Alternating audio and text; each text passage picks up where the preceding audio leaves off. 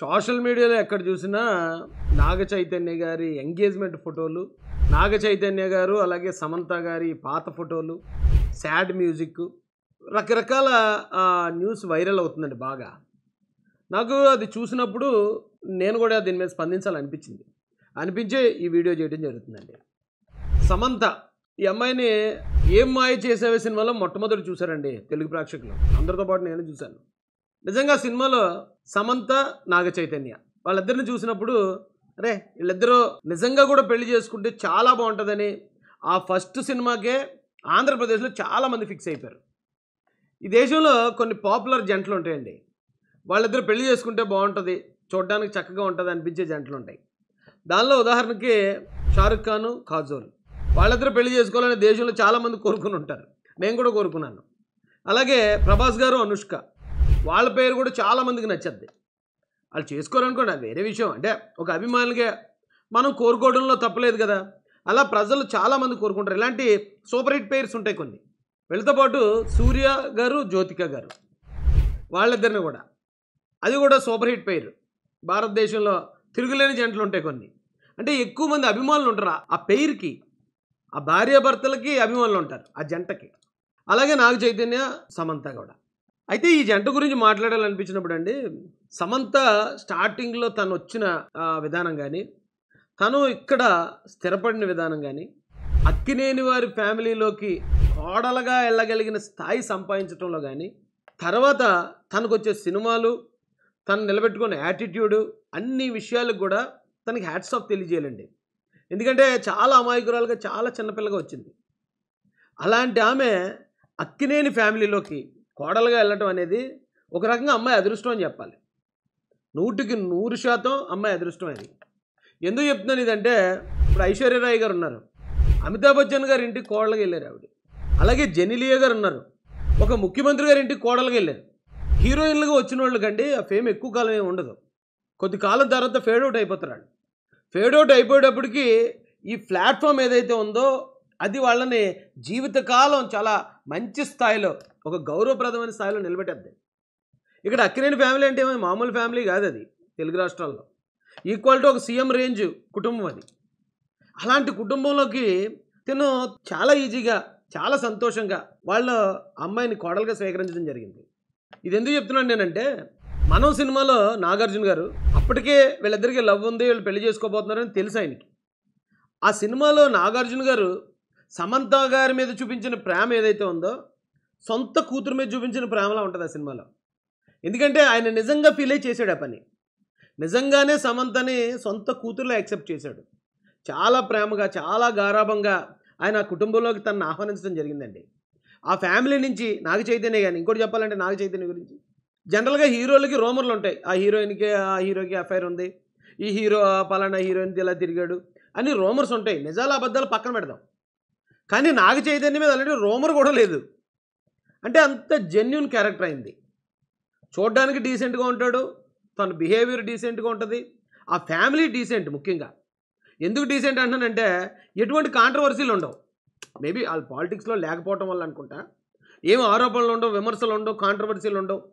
ఆ అక్కినేని వారి ఫ్యామిలీ కానీ, అలాగే వెంకటేష్ గారి ఫ్యామిలీ కానీ, మిగతా పెద్ద ఫ్యామిలీలు అన్నీ పాలిటిక్స్లో ఉన్నాయి కాబట్టి కాంట్రవర్సీలు కామనే పాలిటిక్స్లో ఉంటాయి. అంత ప్లెయిన్గా ఉండే ఫ్యామిలీ అది.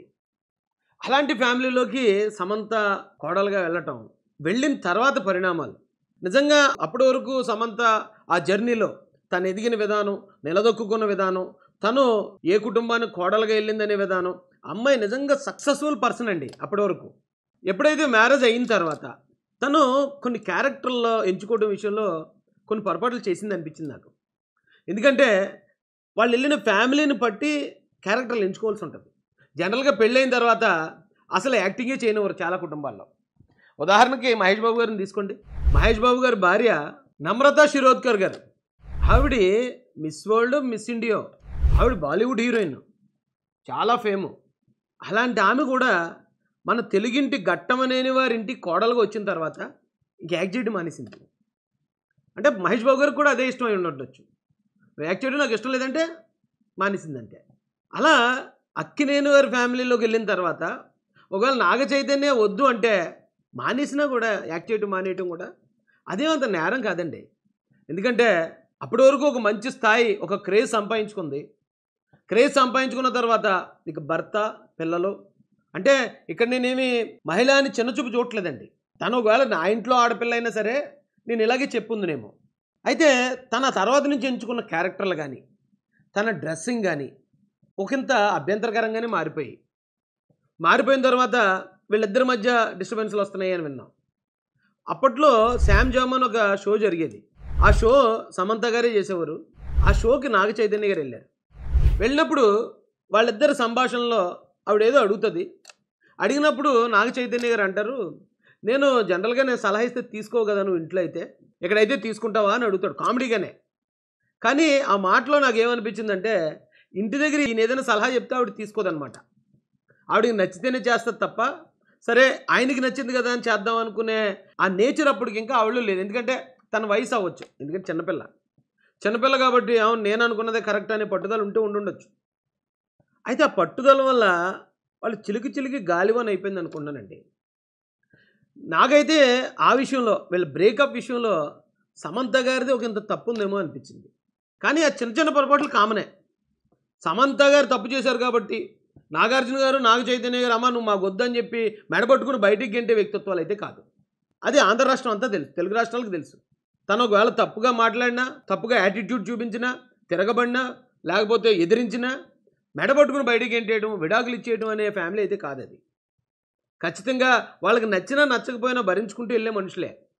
ఈ విడిపోవడం అనేది మాత్రం ఖచ్చితంగా సమంత గారి నిర్ణయమే, మెజారిటీ నిర్ణయం ఉందేమో అనిపించిందండి.